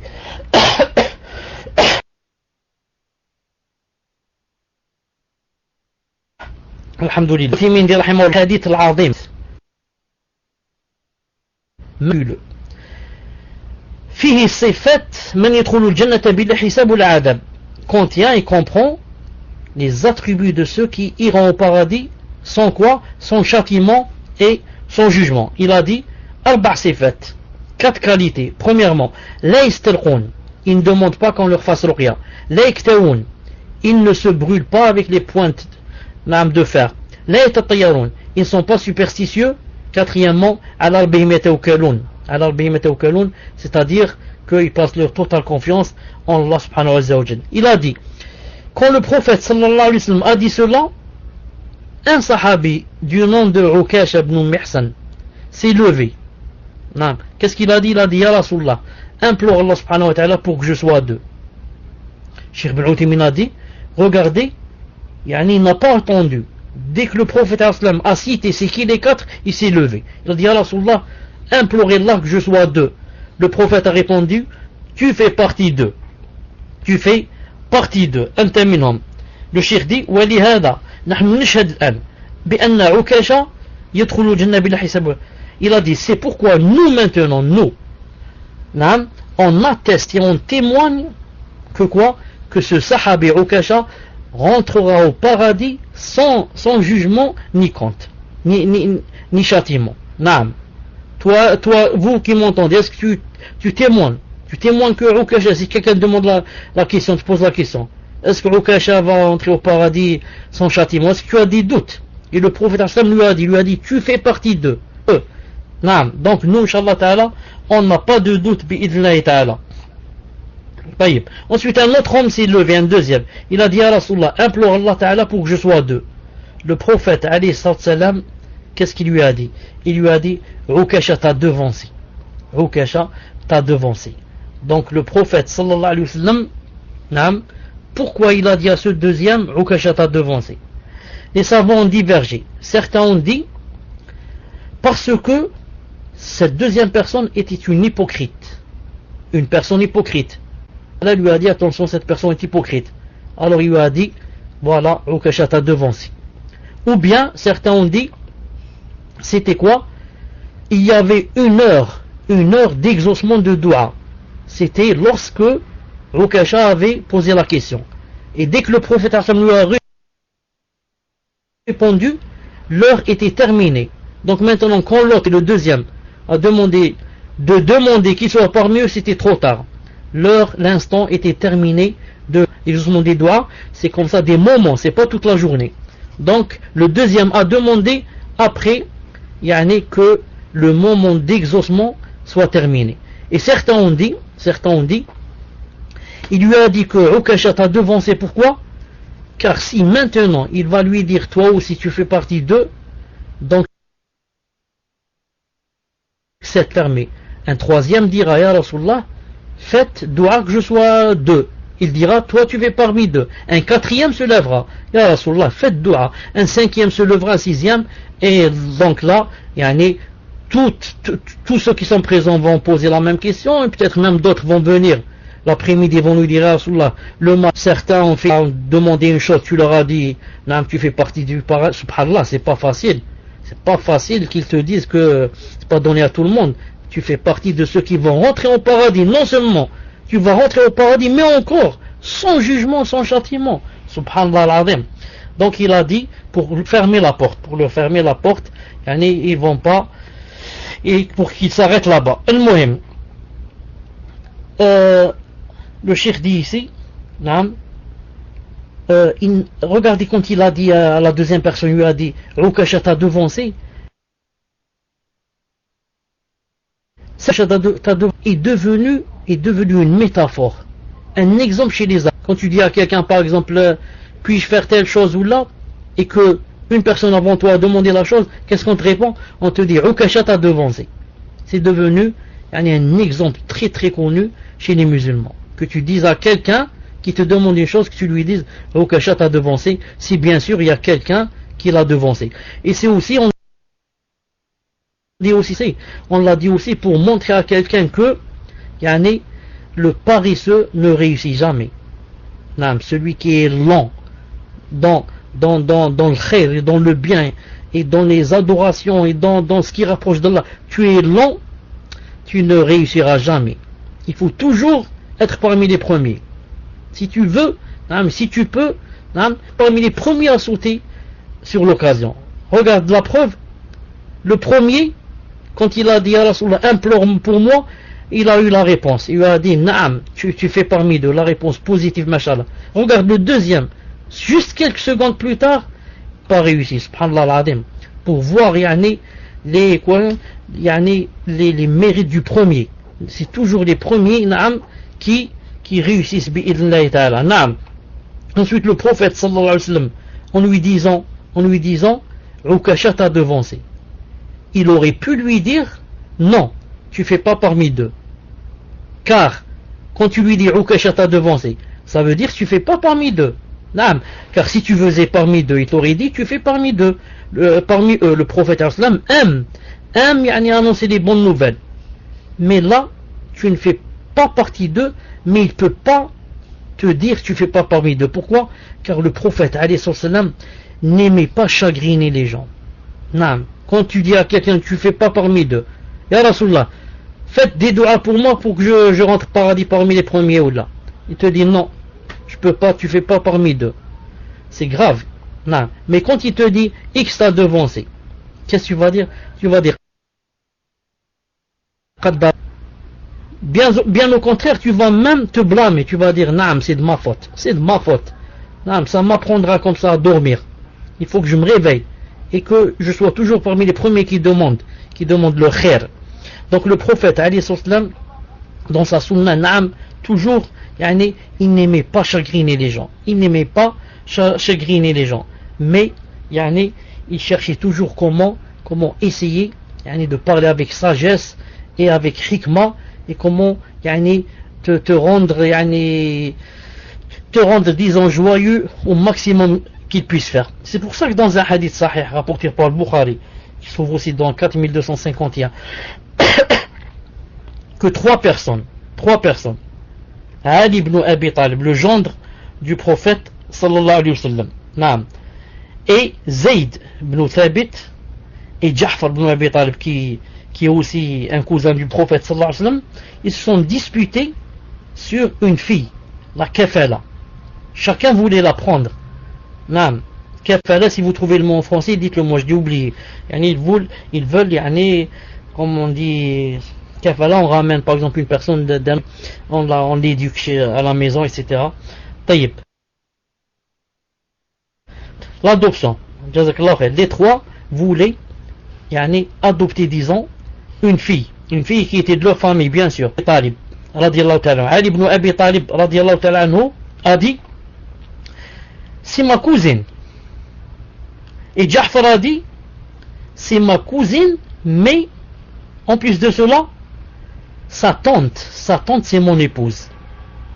Et Zayd, le troisième, qu'est-ce qu'il a dit? Il a dit, c'est ma nièce. Imaginez, les trois veulent. Qu'a fait le prophète sallallahu alayhi wa sallam? Il l'a donné à sa tante. Donc on l'a donné à sa tante, ça veut dire qu'ils ne l'ont pas pris. Mais qu'est-ce qu'il a fait? Premièrement, il a donné à sa tante et il a dit Al-khalatu bi manzilat al-um. Il a dit la tante, c'est à la place de la mère. Puisqu'elle n'a pas sa mère, donc c'est sa tante. Ensuite, il s'est tourné vers Ali. Donc les trois, ils ne l'ont pas eu. Il s'est tourné vers Ali. Il lui a dit Anta minni wa ana minka. Toi, ya Ali, tu fais partie de moi et je fais partie de toi, bien sûr, son cousin et son gendre. Ensuite, il s'est retourné vers Ja'far. Il lui a dit Ashbahta khalqi wa khuluqi. Tu me ressembles dans le physique et dans le caractère. Subhanallah, pour leur faire plaisir. Ensuite, il se tourne vers le troisième, Zayd, et lui dit Anta akhuna wa maulana. Toi, tu es notre frère et notre maître. Rapporté par Bukhari, 4251. Regardez le prophète sallallahu alayhi wa sallam, comment qu'il fait, en leur enlevant la fille, et il la donne pas aux trois, c'est sûr ils vont se chagriner. Regardez la hikmah, comment il se tourne vers le premier, il lui dit toi tu fais partie des miens, et je fais partie de toi moi aussi. Et le deuxième il lui dit tu me ressembles, masha'Allah, physiquement et dans le caractère. Subhanallah. Le troisième lui dit tu es notre frère et notre maître. Le prophète sallallahu alayhi wa sallam, qui avait le meilleur comportement, qui ne voulait jamais chagriner quelqu'un. C'est pour cela qu'il n'a pas dit au deuxième, il lui a pas dit tu fais pas partie. Il veut les valoriser, leur montrer qu'ils ont une valeur. Toujours il te cherche, il essaie de te trouver une réponse adéquate qui te contenterait. C'est pour ça qu'une fois, aussi dans un hadith authentique, rapporté par Bukhari aussi, dans le 6167, d'après Anas radiyallahu ta'ala anhu, que quelqu'un est venu de la campagne. Quand il est venu de la campagne pour poser une question au prophète sallallahu alayhi wa sallam. Et les sahaba, quand ils voyaient quelqu'un venir de la campagne pour poser des questions, ils mouraient de joie. Pourquoi? Car ils n'osaient pas demander au prophète sallallahu alayhi wa sallam. Tellement ils le respectaient, ils disent, moi je ne peux pas lui poser des questions. Non, tellement ils le respectent. Alors quand ils voyaient venir un compagnard, ils savaient que le compagnard, il parle. Il dit ce qu'il a dans le cœur. De loin, il dit ah Rasulullah, salam alaykum, ya Rasulullah, il commence à dire des choses. Donc, on a vu quelqu'un venir de la campagne, on est devenu vraiment joyeux. Pourquoi? Parce qu'ils savent qu'il va poser, et ils veulent entendre la réponse du prophète sallallahu alayhi wa sallam. Alors il lui a dit, ya Rasulullah, mata sa'a qa'ima, c'est quand la fin du monde? C'est quand la fin du monde? Le prophète sallallahu alayhi wa sallam lui a dit, oui, lak. Qu'est-ce que tu lui as préparé? Qu'est-ce que tu lui as préparé? Regardez, pour quelqu'un te dit que c'est quand la fin du monde, tu lui dis je sais pas, et il va revenir chez lui chagriné. Comment? J'ai fait tout ce trajet pour aller au prophète sallallahu alayhi wa sallam, envoyé par Allah Ta'ala pour nous apprendre la religion, et je lui ai demandé c'est quand la fin du monde, il ne sait pas. Ah non, il te dit bon Jacques, comme ça peut-être pensent les gens ou bien un compagnard. Il va revenir chez lui, il va dire subhanallah, je m'attendais pas à ça. Le prophète il sait pas c'est quand la fin du monde. Alors le prophète s'il va lui dire je sais pas, l'autre il va peut-être même l'accuser. Alors qu'est-ce qu'il lui dit? Dis-moi qu'est-ce que tu lui as préparé? Regardez comment il lui jugeait. Dis-moi qu'est-ce que tu lui as préparé? L'autre il lui a dit pas grand chose, sauf que j'aime Allah et son prophète. Alors il lui répond, tu es avec ceux que tu aimes. Tu es avec ceux que tu aimes. Alors les sahaba ont profité, ont dit, wa nahnu ya Rasulullah, et nous aussi on est avec ceux qu'on aime, ou bien seulement ce sahabi. Il lui a dit, vous aussi, na'am. Ils ont dit, fafarihna yawmaydin, farahan shadidan. Alors ce jour-là, vraiment on a été content. On a été content, vraiment. Pourquoi? Grande nouvelle. Tu es avec ceux que tu aimes. Même si tu peux pas faire ce qu'ils font, mais tu es avec ceux que tu aimes. Là-bas, tu seras avec eux. Tu aimes les tabi'in, tu seras avec eux. Tu aimes les savants, tu seras avec eux. Tu aimes les chanteurs, eux. Naam. Tu aimes les footballeurs, tu seras avec eux. Tu aimes les danseurs et les danseuses, tu seras avec eux. Tu aimes ceux qui se droguent, tu seras avec eux. Subhanallah al-azim. Donc il faut bien choisir qui tu aimes. Il faut bien faire attention, il ne faut pas aimer n'importe qui, car tu seras avec eux yawm al-qiyamah. Ensuite le hadith dit, c'est pas terminé. Il a dit alors que les sahaba disent, on fait une grande joie. Ensuite, alors que nous étions ainsi, voilà qu'un enfant est venu, un petit enfant de Mughira ibn Shu'ba. Il a dit, quand le prophète alayhi salam a vu l'enfant, donc il n'a pas encore répondu à celui qui a dit c'est quand la fin du monde. Il lui a juste dévié la question, il lui a dit qu'est-ce que tu lui as préparé. Il lui a répondu que tu es avec ceux que tu aimes. Quand il a vu un enfant passer, qu'a dit le prophète alayhi salam? Il a dit, celui-là, cet enfant, si jamais Allah Azza wa Jalla lui rallonge dans sa vie, il n'atteindra pas, il n'aura pas les cheveux blancs, c'est-à-dire il vieillira pas jusqu'à ce que la fin du monde aura lieu. Rapporté par Bukhari 6167. Qu'est-ce qu'il a dit? Il a dit cet enfant, il ne vieillira pas, il ne sera pas vieux qu'aura déjà lieu la fin du monde. Certains vont dire comment subhanallah, c'est sûr qu'il est devenu vieux s'il a beaucoup vécu 50 ans après ou 100 ans. Et comment qu'a dit Ali fin du monde? Réponse, dans un autre hadith il a dit, chaque personne qui meurt c'est sa fin du monde. Donc la fin du monde se divise en deux. La fin du monde, la grande, quand tout finira, tout l'univers avec toutes ces créatures partiront, la grande fin du monde. Et la petite fin du monde c'est quoi? Chacun a sa propre fin du monde. Moi quand je meurs, c'est ma fin du monde. Et c'est vrai, c'est ma fin du monde. Mon monde c'est terminé. Je suis dans l'au-delà, je suis dans la tombe, dans la barrière avec les anges et tu vois le paradis, et tu vois l'enfer, ensuite il y a l'au-delà qui t'attend. Chaque personne qui meurt, c'est sa fin du monde. Si le prophète sallam, regarde, il lui a trouvé une réponse. Il lui a dit, ya Rasulallah, c'est quand la fin du monde? Il a dit, quand cette personne mourra, c'est sa fin du monde. Ça veut dire, chaque personne qui mourra, c'est sa fin du monde. Et l'autre, bien sûr, le sahabi, il a été joyeux, il a dit, alhamdoulilah, le compagnon, donc, il m'a répondu que la fin du monde, c'est quand la personne meurt, ou alhamdoulilah. Al-Muhim. On revient maintenant au hadith. Cheikh Ibn Uthaymin dit, rahimahullah, il a dit ce hadith. Maintenant, je ne parle plus en arabe. Je vais essayer de lire directement en français, même si c'est écrit en arabe, mais je traduis simultanément en français. Pourquoi? Parce qu'on a pris beaucoup de temps et ça va pas nous suffire. Donc, le Cheikh rahimahullah dit, c'est qu'est-ce qu'il dit? Il dit, ce hadith a fait certains problèmes à certains problèmes. Il a dit, comme la personne, il a dit, comme une personne, par exemple, qui a été touchée par le mauvais œil, ou bien une personne a été touchée par le sihr, ou bien une personne qui est touchée par un djinn possédé. Elle dit, est-ce que cette personne, si elle va demander ruqya, elle va demander à une autre personne, ou elle va lui dire, viens me faire ruqya et lire sur moi, naam, est-ce que donc elle a perdu sa place parmi les 70 000 qui vont rentrer au paradis? Cheikh dit, certains savants ont dit oui, elle a perdu sa place. Donc, si elle ne veut pas perdre sa place, qu'elle fasse pas ruqya, mais qu'elle demande à Allah subhanahu wa ta'ala de la guérir et de lui chercher le remède. Et d'autres ont dit,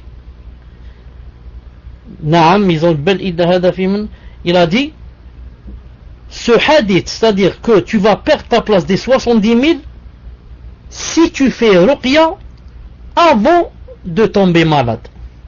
C'est-à-dire, tu n'es malade de rien. Non, tu n'as ni mauvais œil, ni djinn, ni sihr. Et tu dis aux gens, venez me faire ruqya. Il a dit, si tu fais comme ça, tu as perdu ta place parmi les 70 000. Et non pas si tu es possédé et que tu demandes ruqya. Il a dit, dans ce cas, tu ne fais pas partie de ceux, tu ne sors pas des 70 000. Pourquoi? Car tu as fait ça dans le besoin. Dans le besoin. Il a dit la même chose pour celui qui se brûle. Non, celui qui a une plaie, par exemple, il va chez quelqu'un, il le brûle, soit avec un morceau de bois, soit avec le fer, soit... Il a dit, ça aussi, si tu le fais, comme le faisaient les Arabes, le Jahiliya, il n'a ni plaie ni rien, il va se brûler. Dans ce cas, tu as perdu ta place parmi les 70 000. Mais si jamais tu as une plaie et le pus ne cesse de couler, tu as pris des antibiotiques, tout ça, ça n'a rien donné. Il a dit, c'est permis dans ce cas d'aller chez quelqu'un pour te brûler. Comme c'est permis pour la ruqya, c'est permis aussi pour te brûler. Il a dit la preuve, le prophète sallallahu alayhi wa sallam a brûlé quelqu'un, la cautérisation, voilà. Le prophète alayhi salam a fait la cautérisation à Sa'd ibn Mu'ad radiyallahu ta'ala anhu, quand il a été blessé dans son bras et le sang n'a pas voulu s'arrêter de couler. Il a été chez le prophète sallam et il lui a fait la cautérisation, l'a brûlé, peut-être, je dis peut-être, avec un morceau de fer. Si c'est pas du fer, c'est un morceau de bois chaud, ou bien un caillou chaud, ou bien un muhim. Il y a eu la cautérisation et il l'a brûlé, sallallahu alayhi wa sallam. Ensuite le sang s'est arrêté de couler. Ensuite, n'oubliez pas que le prophète sallallahu alayhi wa sallam a dit dans un hadith authentique qui se trouve dans Sahih al-Bukhari 5681, il a dit, la guérison se trouve dans trois choses. Al-shifa'u fi thalatha. Dans quoi? Fi shartati mihjam, dans l'incision avec ventouse. Le-hijama, qu'on appelle le-hijama, l'incision avec ventouse pour évacuer le sang. Subhanallah al-azim. Quand les frères et les sœurs ont commencé à faire la hijama, les médecins, etc., ont ri. Il y a maintenant 10 ou 20 ans là, ils ont ri. C'est quoi ça? C'est pas vrai. Maintenant, les Américains et les grands médecins reconnaissent que la hijama joue un très grand rôle. Maintenant, la plupart des médecins ici en Algérie, ils font la hijama. Subhanallah al-azim. Bien sûr, avec de l'argent. Ils font la hijama. le sang, subhanallah al-azim. Nous, avec quoi on vit s'il n'y avait pas de sang dans notre corps? En faisant la hijama, tu permets à quoi? Tu permets au sang de se renouveler de nouveau. Il redevient neuf, masha'Allah. Et le mauvais sang sort le sang noir, coagulé. Il sort et tu le jettes. Et c'est le nouveau sang qui redémarre, subhanallah al-azim. C'est un peu comme la femme et son cycle menstruel. C'est une ni'ma après ce cycle. C'est un nouveau sang qui redémarre, subhanallah al-azim. Si ce sang restait dans son ventre ou dans son corps, elle mourrait. C'est pas le tomber mal, mais elle mourrait. Mais une ni'ma d'Allah, qu'Allah Ta'ala lui fait jeter ce sang. Donc trois choses. La guérison se trouve dans trois choses. La hijama, les brûlures par le feu. Avant cela, la deuxième, la boisson de miel, la boisson de miel, boire du miel en le mettant dans l'eau par exemple et en le mélangeant, on le boit ou avec autre chose. Et troisième chose, et les brûlures par le feu. Donc, il t'a interdit en haut la brûlure, il a dit si tu te brûles, tu fais pas parmi les 70 000, et ici il te dit que la guérison se trouve dans la brûlure par le feu. Ce qui veut dire quoi? Ce qui veut dire que c'est permis, mais dans le besoin. C'est pour ça qu'il a dit à la fin de ce hadith, et j'interdis à ma umma, à ma nation, les brûlures. J'interdis, ça veut dire quoi? Dans le sens de je déconseille. Sinon, lui, alayhi salam, il a brûlé quelqu'un. Et lui-même, il t'a dit que la guérison se trouve dans la brûlure, bi'idhnillahi ta'ala. Naam. Et enfin, pour terminer, je vous lis très vite quelques fatawa de Cheikh Ben Baz et Cheikh Ben Uthaymin rahimahullah sur la ruqya. Cheikh Ben Baz dit rahimahullah dans Fatawa Nour ala ad-Darb, tome 3, page 308. Il a dit la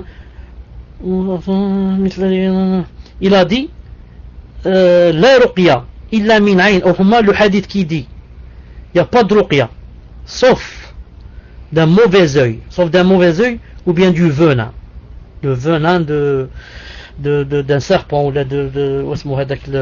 comment il s'appelle celui qui a la queue avec derrière lui, toujours je l'oublie, c'est pas le crabe, comment il s'appelle celui qui a le truc derrière lui qui pique, le scorpion, barakallahu fik. Naam. Il a dit il n'y a pas de ruqya que si c'est pour le mauvais œil, ou bien quoi, ou bien le venin d'un scorpion ou d'un serpent. Il a dit, Cheikh Ben Baz dit, il dit ça veut pas dire qu'il n'y a pas de ruqya sauf pour ces deux, sauf pour mauvais œil et venin. Non, il a dit ça veut dire la ruqya la plus complète c'est pour ces deux là. Il a dit sinon c'est permis. Il a dit pour par exemple l'ayn, mauvais œil, il a dit le sihr aussi. Il a dit il a dhanat al-mar'a, comme par exemple dhanat al-mar'a, par exemple la femme qui pense ou qui croit qu'elle est meshoura. Il a dit on l'a ensorcelée. Ou rajul zakara, ou bien un homme par exemple il se rappelle d'une personne, il dit cette personne par exemple m'a frappé d'un mauvais œil, ou bien une femme dit cette personne m'a frappé d'un mauvais œil. Il a dit falyasta'in bima shara'a Allah min du'a, alors qu'il revienne vers Allah subhanahu wa ta'ala en faisant des du'a, en demandant la préservation. Wa la mania, écoutez ce que dit Cheikh Ben Baz, wa la mania, et ce n'est pas interdit, an yasta'ina bi ba'd ahli al-'ilm, qu'il demande aide à certains qui ont de la science, al-ma'rufin bil khair, connus par leur bien, fil qira'a alayh, pour qu'ils lisent sur lui. Donc que dit Cheikh Ben Baz?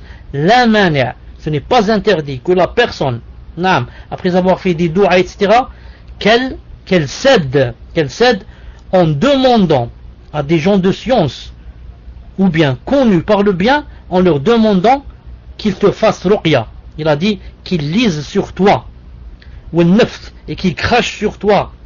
Et ça rentre dans les sabab de la guérison bi'idhnillahi ta'ala. Ensuite, Cheikh Ben Baz rahimahullah, dans Nour ad-Darb, tome 1, page 68, il a dit amma al-istirqa fahuwa talab ruqya. Il a dit le fait de demander la ruqya, c'est qu'ils disent ya fulan iqra aliya, oh un tel, lis sur moi, ça fait fais-moi la ruqya. Il a dit tarku hada afdal, délaisser cela est mieux, illa min haja, sauf dans un besoin. Il a dit ça passe. إذا كان هناك حاجة, s'il y a un besoin, فلا بأس أن يطلب الرقية. C'est permis de demander la ruqya. Par exemple, c'est quoi le besoin? Par exemple, quelqu'un qui est possédé, qui tombe, qui s'évanouit. Est-ce que celui-là, il sait qu'il a un djinn qui parle avec lui du matin au soir? Est-ce que toi, tu peux faire sortir le djinn tout seul? Tu lui dis, sors, je t'ordonne de sortir, sors. Est-ce qu'il va dire, d'accord, je vais sortir, excusez-moi. D'accord, je vais plus revenir. Je vais aller au supermarché, d'accord. Il va sortir? Il va pas sortir. Il a dit, dans ce cas, c'est permis de faire appel à quelqu'un connu dans la ruqya, dans le ilm. Il a dit le prophète sallallahu alayhi wa sallam, d'après Aïcha, qui lui a dit, fais la ruqya, demande la ruqya pour telle et telle chose. Il a dit, il a aussi ordonné à Asma bint Umays, qu'elle demande la ruqya pour les enfants de Ja'far, lorsqu'ils ont été touchés par un mauvais œil. Toujours Cheikh Ben Baz rahimahullah, tome 1 page 75, il a dit, demandez la ruqya aux gens de te faire la ruqya, le mieux c'est de le délaisser. Mais mais maintenant, si la personne est dans le besoin, il a dit, même les brûlures, comme les brûlures, il a dit, c'est permis. Que tu dises, ya fulan, oh antel, iqra aliya jazakallahu khayran, oh antel, viens me faire une ruqya, que Allah Ta'ala te donne le khayr. Ou bien qu'il parte lui-même chez le raqi, yalqi alayh la ba's, pour qu'il lise sur lui, la ba's, il a dit, pas de problème. Ou bien qu'il se brûle, ou qu'il se fasse brûler dans le besoin, il a dhanna anna al-kay mufid, si jamais, d'après lui, que les brûlures s'apportent des résultats. Il a dit, fala ba's, jaiz. On termine, وقال الشيخ بن عثيمين في القول المفيد شرح كتاب التوحيد tome 1 page 99, ويستعمل للعين طريقة أخرى غير رقية. Il a dit, à part la ruqya, pour le mauvais œil, il y a aussi autre chose. C'est quoi? Il a dit istirsal, que tu demandes au a'in, à la personne qui t'a frappé d'un mauvais œil, tu lui demandes qu'elle fasse le wudu. Ensuite, que tu prennes l'eau qui est tombée à droite à gauche d'elle, qui est tombée quand elle s'est lavée, et il a dit, tu le jettes sur toi qui as été frappé par un mauvais œil. Et que tu en boives un peu. Il a dit, et bi'idhnillah, il guérira. Il a dit, il y a même un autre remède, ou une autre solution. Et ce n'est pas interdit aussi. Cette deuxième chose qu'il va citer. Il a dit, que tu prennes une chose qui est vraiment proche du corps de la personne qui t'a frappé d'un mauvais œil, vraiment proche de son corps. Il a dit, comme le tricot de peau. Le tricot de peau, il est très proche du corps de la personne. Pourquoi? Tu as besoin de la sueur de cette personne. Pour trouver sa sueur, il faut que ce soit un tricot de peau. Ou alors une chemise, s'il porte la chemise directe sur, par exemple, sur sa poitrine. Il a dit au taqiya, ou bien sa chéchia, au serouel, ou bien son pantalon.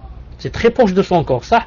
Ou il a dit, même turab, il a dit, même la terre, si cette personne, vient de marcher sur cette terre-là, il a dit, et que cette terre est molle, à condition que cette terre soit molle. Il a dit, il prend de cela, ou bien de son tricot, ou bien sa chéchia, etc. Et il jette de l'eau sur cette chose. Par exemple, il a pris son tricot de peau, il jette de l'eau, par exemple, il va prendre une casserole, et il va mettre son tricot de peau dans l'eau de la casserole, et ensuite il le jette sur la personne qui a été frappée. Il jette l'eau, il verse l'eau sur la personne qui a été frappée par le mauvais œil, ou bien il boit cette eau, comme ça dit Ibn Uthaymin. Il a dit, et c'est expérimenté, on l'a fait par expérience, et ça a donné quoi? Ça a donné le remède. Qui dit ça? Cheikh Ibn Uthaymin. C'est pour ça que quand tu es sûr qu'une personne t'a frappé de mauvais œil. Des fois c'est connu dans certaines familles que X est connu pour avoir un mauvais œil. On ne peut pas le cacher, c'est connu. Même des fois, même la personne elle-même, des fois elle reconnaît. Si elle est pieuse, elle dit oui, oh là, c'est vrai, moi j'ai un mauvais œil, j'aime pas que les gens ont le bien, etc. Dès que je vois une personne qui a un bien ou bien, se serrer, je sens j'ai envie de pleurer, etc. Mais c'est dit cela, le moyen. Alors qu'est-ce qu'il faut? Tu lui dis, fais le wudu et donne-moi l'eau. Mais c'est difficile de dire comme ça à une personne. Tu peux l'accuser, elle te dit quoi? Tu m'accuses? Moi je fais un mauvais œil. Hein? Tu n'as pas honte, tu me dis ça. Donc, il faut essayer comment lui prendre quelque chose qui soit vraiment proche de son corps, mais à condition de la lui rendre après avoir l'avoir mise dans l'eau et s'être jeté l'eau sur soi, mais tu lui rends cette chose. Naam. Voilà, Inch'Allah Ta'ala, pour le cours d'aujourd'hui. Inch'Allah Ta'ala, on va faire de sorte que on va se baser beaucoup aujourd'hui, Inch'Allah Ta'ala, sur les questions qui ont en rapport avec le cours, Inch'Allah Ta'ala, d'abord. Car c'est sûr que beaucoup de gens ont des questions, Allah Ta'ala alam. Subhanakallahumma bihamdik, ashhadu an la ilaha illa ant, astaghfiruka wa atubu ilayk. On se rencontre dans 10 minutes, un quart d'heure, Inch'Allah Ta'ala, juste le temps de manger quelque chose. Salam alaikum wa rahmatullahi wa barakatuh.